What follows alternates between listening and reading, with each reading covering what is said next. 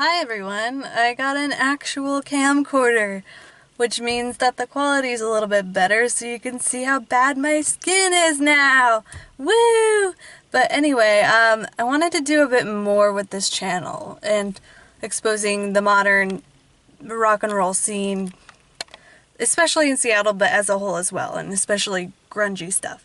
So basically, I always wanted to be like the Rodney Bingenheimer of like 2000s grungy music, so I'm gonna try and do more like news type of stuff, more talking about bands in general, more band interviews if I can, and just all around like be a good source for modern grungy rock music today. So I wanted to do more news stories, and I was thinking maybe I could do like a few in one segment and then like upload it and like continue that sort of series. So today, I was looking around some of the band's Facebook pages. So we've got the band Valentine. They posted in February that they were on an indefinite hiatus, but they said that they weren't really going to break up. They just needed a break to sort of recollect and think of new ideas and that sort of thing. So hopefully they'll come back strong as ever eventually. And that kind of reminded me of when Japanese Voyeurs broke up. That was sad because that was such a good band, so I'm always secretly hoping that they'll get back together. I think they actually said they just couldn't afford to like tour anymore, and that's why they broke up, so hopefully one day they'll be able to make it happen again and maybe they will come back. I don't know, but I'll have to keep an eye on them. Unfortunately, the band The Valley actually did post in February too that they were breaking up, so that's a sad fact because that was always a good band that I wanted to check out because they're from here, so I was hoping I could like see a show one day, but I don't know. I hope they come back too.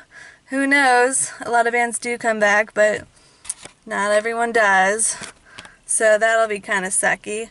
In other news, the band Werthless, let's see, I'm pretty sure they either just recorded or are just about to record their new music called Roadkill. I think it's an album, I don't remember. It might be an EP, probably an album.